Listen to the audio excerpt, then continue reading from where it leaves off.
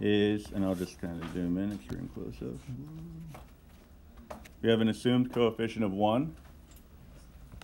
What we're doing is we're taking the power, multiplying it by the coefficient, and reducing the power by 1. So we're looking at 5 times 1 x to the 5 minus 1. And that's f prime of x. When we simplify it, it's just 5x to the 4th. With power functions, the derivative is always a degree less than what you started with. So that's a pretty good way to kind of at least have a sense of whether or not you did it right, because your power, the power of your final answer should be 1 less than the power that you started with. Right? It gets a little weirder when you get into the negatives and fractions and stuff, but never that bad. Right? So number 2, same idea. F prime of x would be what? 10x to the 9th. All right, power multiplied by coefficient, reduce the power by 1. Sometimes you have a power rule situation that's sort of in disguise. This I would rewrite as x to the negative 2nd, and then work off of that. So again, power multiplied by coefficient, so negative 2x, reduce the power by 1, so negative 2 becomes negative 3.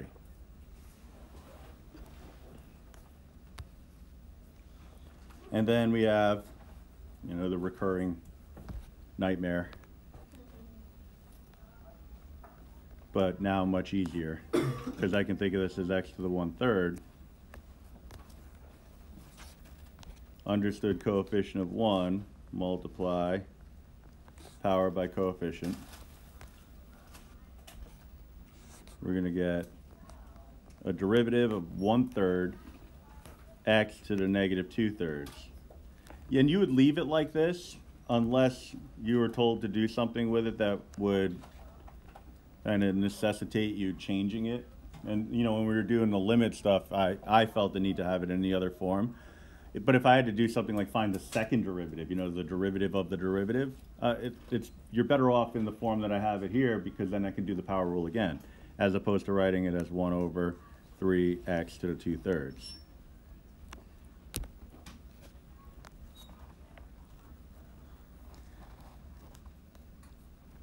All right, the constant multiple rule, it's going to seem like a waste of time for this type of problem, but it'll be very useful when we get to more complicated transcendental functions like the trig, the exponentials, inverse trig, like all those kind of things.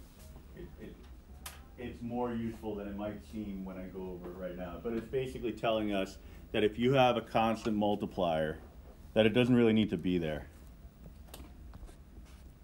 Right, at least in the early going. So what I could do is I could write f of x as 4 times x cubed, and just take the derivative of this, right, which would be 3x squared. And then multiply the 4 back in later on, and that would give us our derivative, 12x squared. All right, so, yeah, okay, cool. But couldn't we have just taken the 3, multiplied it by the 4, gotten the 12, and reduced the power by 1? Yes, absolutely. So again, in this case, it doesn't seem like this is a really useful technique to learn, but when the time comes, you'll know. And if you don't, then I'll point it out. I'm going to point it out anyway, so even if everybody notices it, because I want to take the credit for the prediction. So 5x to the 1/2.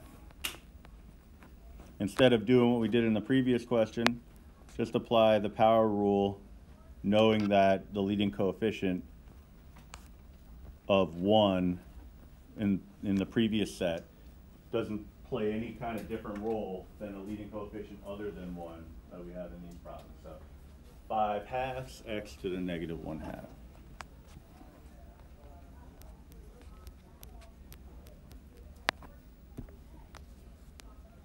All right. And again, sometimes you have some that are in disguise, like the next one where you want to write it in power form, same deal with K and M. F is just a decimal to start as a leading coefficient, but that's not a problem. So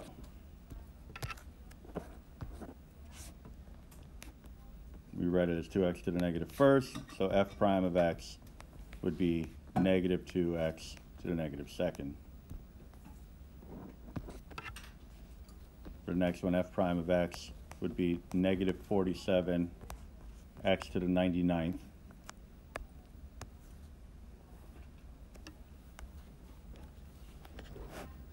For the remaining ones, again, we got to do a little cleanup, but we're looking at first writing it as, I got to zoom in, that's going to look terrible.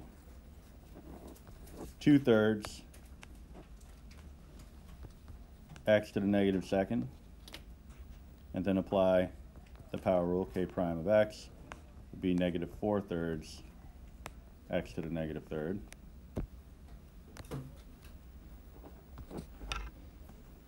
And then the remaining one, you got the term in the bottom raised to the second power.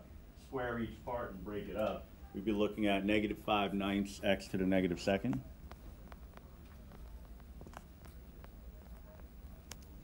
And so m prime of x would be 10/9 x to the negative third.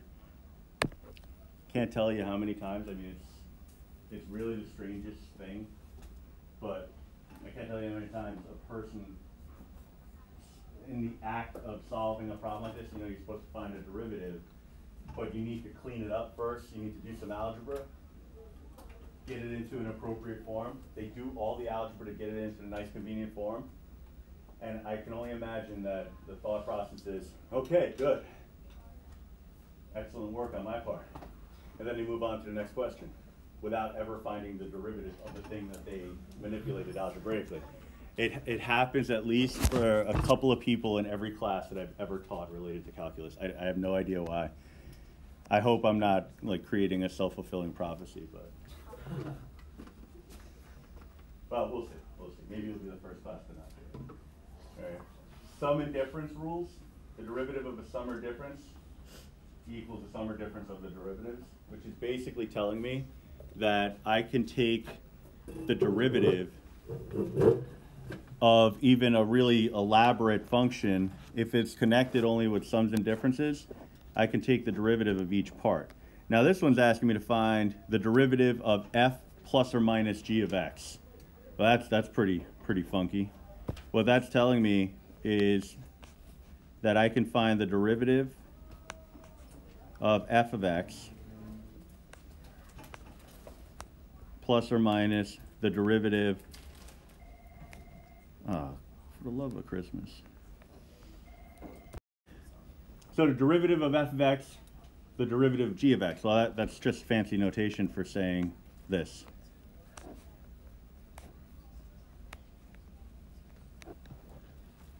All right, so long story short, it's telling me to take the derivative of my f function, g function, and then add and subtract the two results from one another.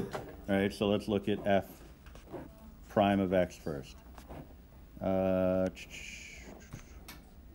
Purple it is. F prime of x would be equal to, so we could take the derivative of each part separately.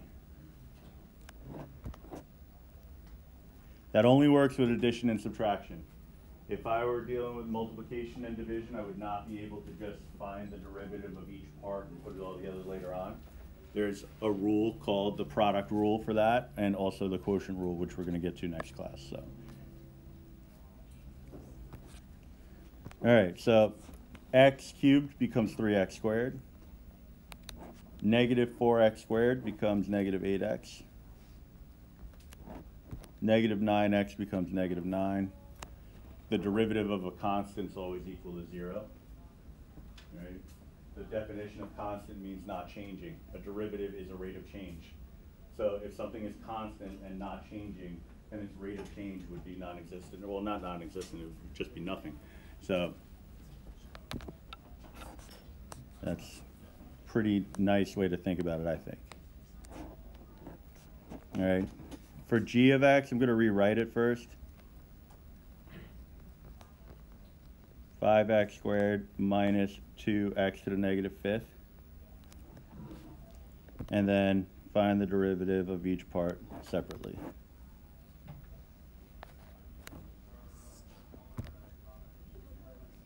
So we're looking at 10x plus 10x to the negative 6. All right, so I just need f prime of x minus g prime of x. So 3x squared, negative 8x minus 10x would be negative 18x minus 9 plus 10x to the negative 6.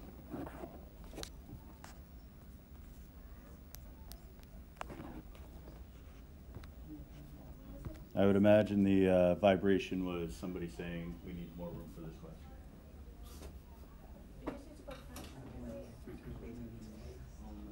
I screwed up? I just don't understand why it's positive 10x to the negative 6, because aren't you subtracting g of x? Oh, yeah. Okay. That's not a know-it-all, just make me I wouldn't say know-it-all, more like show-off. Just kidding. Got it. I'll leave now.